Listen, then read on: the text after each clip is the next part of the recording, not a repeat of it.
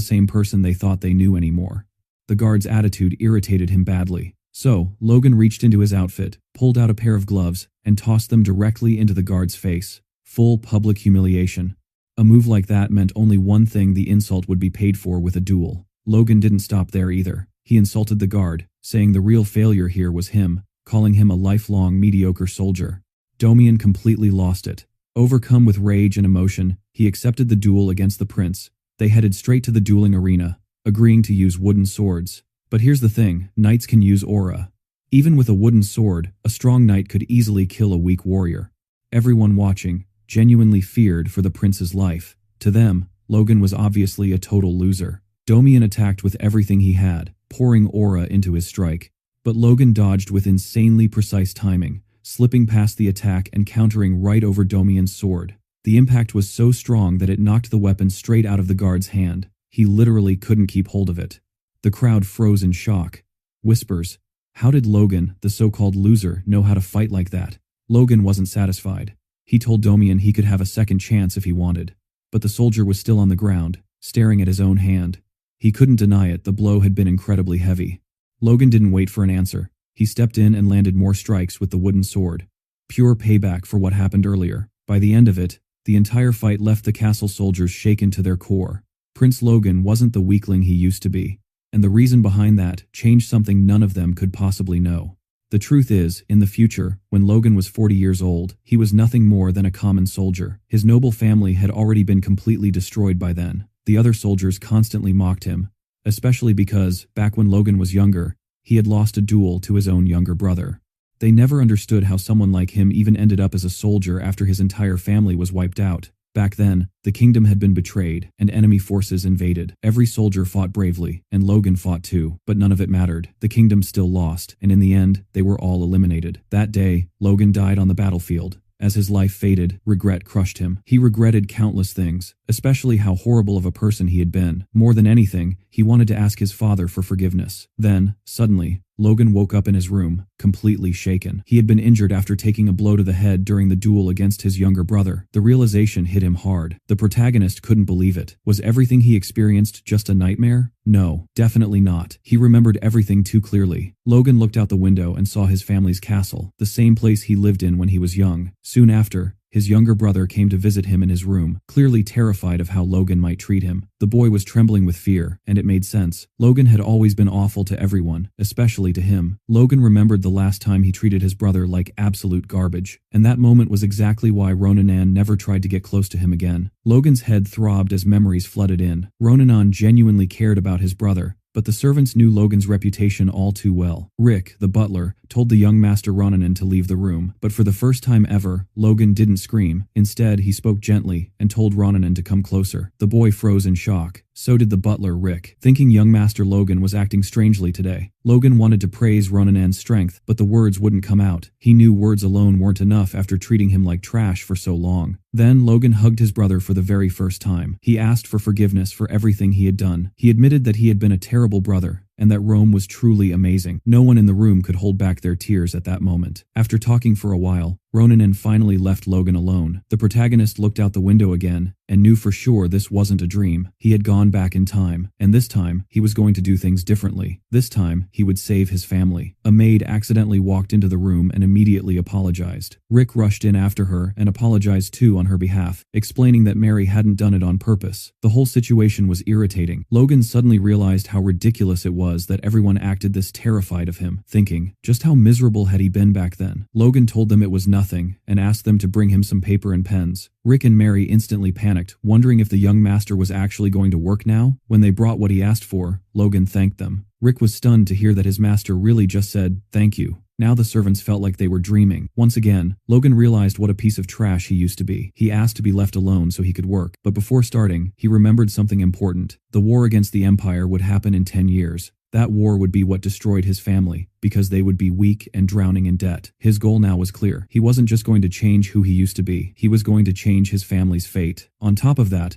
an internal war in his region, set to happen just 1 year from now, was the very first event that began shattering his territory's reputation. After working for a while and filling pages non-stop, Logan finally decided it was time to go see his father. As he walked through the estate, he He noticed the staff turning their faces away from him, avoiding eye contact like it was instinct. They genuinely believed Logan could end their lives on a whim, and that fear was burned into them. Along the way, a maid carrying freshly cleaned clothes didn't notice him approaching and tripped, crashing to the ground. The girl froze completely. In her mind, this was it. Her life was over. But that wasn't what happened. Logan reached out with a gentle hand and helped her back up. For a moment, it felt like some kind of miracle. Then the girl looked at his face. That terrifying face she recognized all too well. Logan wasn't known for kindness. She immediately begged for her life and ran away without daring to look back. Watching her flee, Logan realized something important. Simply acting different wasn't going to fix things overnight. After all, he'd spent years smiling like a damn murderer. When Logan reached his father's office and announced himself, his expression turned cold again. It had been more than 20 years since he'd last seen his father. As expected, the atmosphere inside was icy. The patriarch of House McLean, Patrick McLean, had no reason to show respect to his eldest son. Logan explained why he was there. He asked for permission to undergo isolated training on the family's mountain property. The protagonist still carried the memories of his past life and already knew how night training worked, but his current body was useless, lazy, and completely untrained. On top of that, he needed money to change his family's situation, and becoming stronger would help with that too. He had to be ready, because in 3 months, that girl would arrive. Patrick immediately questioned him, asking if Logan was trying to run away after losing to Ronian. Logan denied it. He admitted that he was weak and that he had wasted his life until now. He wanted to get better. But Patrick had heard these words before. He refused the request, saying Logan's problem wasn't just a lack of effort. Logan had expected that answer. Logan admitted that his behavior had been his biggest flaw and said he was determined to change it. His father didn't believe him anymore and ordered him to leave. The request was denied. This was the consequence of everything Logan had done. Still, Logan didn't back down. He told his father that he had been foolish and immature until now, and that this training would be his first step toward real change. Even the most bitter father couldn't completely abandon his child. Patrick finally relented and said this would be Logan's last chance. Before letting him go, he asked if Logan really thought 3 months was enough to catch up to Ronian. Logan answered firmly that the training wasn't about defeating Ronian. It was about defeating himself. When Logan left the room, Patrick felt something he hadn't felt toward his son in a very long time. It's respect. And Logan noticed it. Even though his father said nothing out loud, Logan knew that changing himself was worth it. Logan went to the mountains and stayed there for 3 full months. His goal wasn't just to train his body, but to reach something greater. True warriors could defeat even dragons by using the life force stored within their cores. Day after day, Logan trained himself to absolute exhaustion. By the end of those 3 months, he managed to form his core, something he had only accomplished at 40 years old in his previous life. With it, he could push his body beyond its breaking point. On the final day of training, Logan stood before a massive tree and prepared his strongest move. He focused all his aura, channeling it into his sword and muscles. The strike was powerful enough to slice through space itself before cutting the target clean in half. This was the power he had gained at the end of his previous life, and now he could use it at this young age. Even so, the strain on his weak body was enormous. This was a technique meant only as a last resort. Now it was time to go home and start making real changes. The first change was obvious. His clothes. He smelled like a sewer. When Logan returned home and went to show his progress to his father, the guard Domian stopped him at the entrance, saying, only those with direct McLean blood were allowed to pass without authorization. That was the moment Logan realized his authority within the family was slipping away. Right then and there,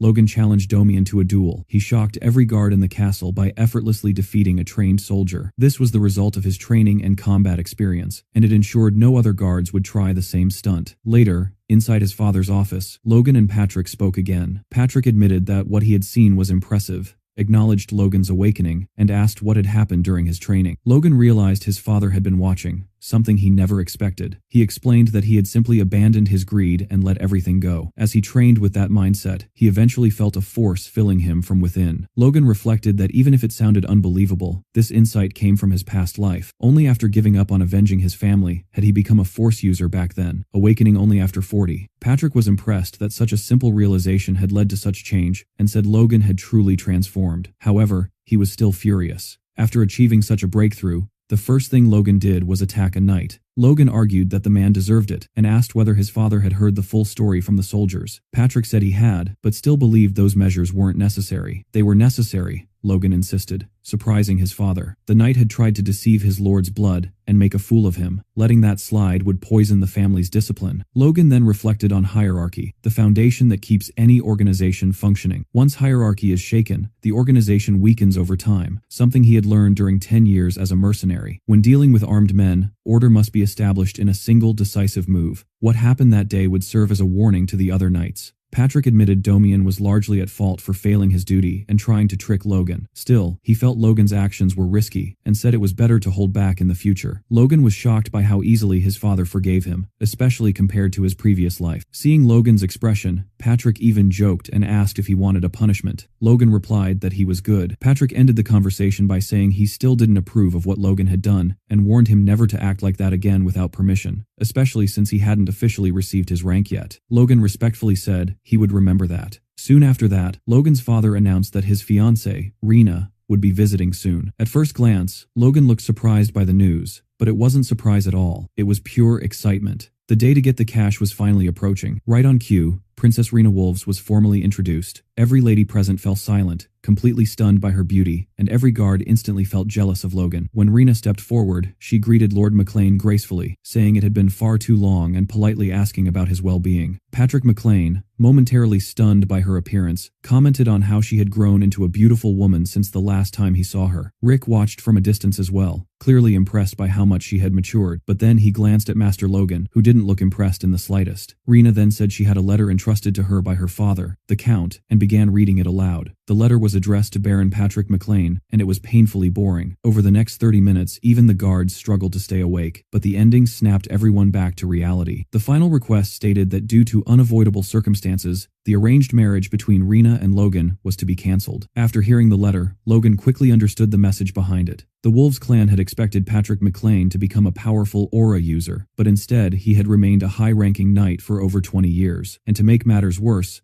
Logan himself was considered a complete loser. Joining the Wolf clan with the McLeans simply made no sense anymore, so they chose to go their separate ways. Patrick was furious. Breaking off the marriage for such vague reasons was nothing but an insult. He understood immediately that the Wolves were trying to humiliate House McLean. Rena denied that, saying she had personally asked to be the messenger because she feared Patrick would misunderstand their intentions. She wanted to clear things up face to face. She spoke about her vivid memories of spending a year at the McLean residence as a child. She recalled the peaceful days, the beautiful surroundings, and the good moments she shared with Logan. Those memories meant a lot to her, and she didn't want to let them go. But she was bound to her family's will and had no choice but to obey her superiors. The only thing she could do was come in person and apologize to Logan and Patrick. Everyone was moved, murmuring that her heart was as beautiful as her face. Everyone except Logan, his stepmother Mary, and Daddy Patrick. Mary bluntly asked Rena what the real reason behind the breakup was. She demanded to know what these so-called unavoidable circumstances actually were. Logan thought about his stepmother, Ronian's biological mother, and how she had always treated him as an enemy because of the succession issue. He hadn't expected her to interfere, but family honor was clearly a different matter. Rena apologized again and avoided the question, claiming she didn't know the real reason. She explained that since she was only meant to marry into another family, her father never discussed important matters with her. Mary grew furious and concluded that this explained why Rena had come to announce the breakup without any clear justification. Rena, visibly terrified, her white dress now stained with her makeup melted by sweat, looked up at the McLeans and announced that to compensate for the inconvenience, the Wolf clan was willing to pay 3 million gold pieces. McLean's financial manager, Dwayne Filsner, nearly had a heart attack on the spot. Logan, on the other hand, was thrilled. He thought the money was finally his, but no chance. Patrick nearly exploded with rage, demanding to know how she dared to propose something like that. A knight from the Wolf House immediately stepped in front of Rena, protecting her, and begged Patrick to calm down. Patrick asked whether he was a high-ranking knight like himself, admitting that it was impressive for someone so young to reach that level. He continued, saying that perhaps injuring the rising star of the Wolves family would be fair compensation for the dishonor inflicted on the McLeans. The knight replied that his master, Kyron Wolves, regarded Lord McLean as an honorable man and would never target the young princess or anyone younger. Rena then spoke up, saying she also did not wish to buy honor with money. She asked them to accept the gold as a sincere gesture to preserve the friendship between the two families. Patrick clenched his teeth. If he pushed further, he would lose his own honor. He realized this was exactly why Karen had sent these young people. Patrick stated that a visitor was still a visitor, even if they brought bad luck, and that House McLean would never harm its guests. However, he firmly refused the Wolves clan's one-sided offer. House McLean asked for only one thing. Princess Rena Wolf was to personally and sincerely apologize to Logan. Patrick made it clear that he would accept no other compensation. At that moment, Logan stepped in. As the person directly involved, he said he had a request. Internally, Logan knew they needed to accept the money. Letting them off with words alone was insane. 3 million gold was the entire annual budget of House McLean. Half of their current funds came from his stepmother's family, and if that support vanished, they would go bankrupt instantly. And for what? Honor. To Logan, it felt like everyone had lost their minds. Logan told his father he wanted to accept the wolves' terms. Patrick became furious again, asking if Logan intended to make him go back on his word. Logan thought about the pressure his father carried. Even without aura, Patrick was still a high-ranking knight, but that meant nothing compared to others in the kingdom. If he couldn't handle this, he would never move forward. Patrick insisted House McLean wasn't poor enough to sell its honor for money. Logan sighed deeply and replied that they were exactly that poor. He explained that House McLean already owed the bank 3 million gold pieces. The annual interest alone was 150,000 gold. Without Kiros's money, they would have gone bankrupt long ago. They were the kingdom's biggest family of beggars. On top of that, they owed over 2 million gold to the kingdom they served. Settling this matter with just an apology would only spread rumors that they had bowed to the wolves. Rena tried to intervene, claiming the Wolves clan wasn't irrational and respected House McLean's honor. Logan immediately asked whether she truly found it rational to unilaterally break off the engagement. A memory from Logan's past life surfaced. Back then, he had believed Rena was genuinely saddened by their separation, but that belief shattered after one incident. He remembered being alone with her in a bedroom. Rena thanked him for coming and said that even if things ended that day, she wanted to create one last memory together. Logan, believing his life as a noble was over, asked her to run away with him that night. That was when she threw a knife at his face, forcing him to draw his sword to defend himself. Rena tore her own clothes and accused him of thinking someone like him deserved her. She mocked him, told him to learn his place, and asked why he even carried a sword after losing to a child. Outside, a thunderstorm raged as she screamed, accusing Logan of trying to assault her. With his sword already drawn, the lie was easy to believe. Logan remembered how he had already been blamed for countless things, to the point where not even his family trusted him. In the end, House McLean had been forced to apologize to the wolves and pay heavy compensation. Because of Rena, Logan had never been able to trust women again. He thought of her as a street bitch and vowed that this time she wouldn't get away with it. After recalling all this, Logan reconsidered his plan. He had intended to slowly rebuild his reputation by showing everyone he had changed, but the fight with Damien made him realize something crucial. Soldiers ignored disrespect toward him, and rumors about his loss to his brother had spread while he was gone. You couldn't transform the family by winning over people like them. With only 9 months left until the regional war, reputation no longer mattered. Saving his family did. Logan swallowed his pride and told Rena he would accept the Wolves clan's compensation, even if it meant defying his own family. Rena was speechless. Patrick exploded with anger, demanding to know how Logan dared oppose his will. Logan replied calmly that he wasn't satisfied with empty apologies, leaving his father stunned. Words carried away by the wind had no value, and honor built on them was just as light. Rena tried to salvage the situation, saying the Wolf clan wished to obey the Baron's decision, and asked Patrick what he chose. Logan saw through her act, realizing she was trying to protect her father's reputation, and was likely terrified of paying 3 million gold. Patrick looked down at Rena and declared that as the head of House McLean, he would accept only a sincere apology. However, he would leave it to Logan to decide whether the apology was sincere. Mary was furious. Patrick warned Logan to think carefully, reminding him that accepting money for dishonor would open the door for honor to be traded again in the future. Logan didn't hesitate. As the one directly involved in the broken engagement, he accepted the compensation offered by the Wolves clan. The decision shocked Mary and visibly upset Rena. Patrick, disappointed, said he thought Logan had improved, but instead he had changed for the worse. He blamed himself for failing to teach him the true value of honor. Logan said nothing out loud, but in his mind, he knew everything he was doing was for the sake of his family. Back in his room,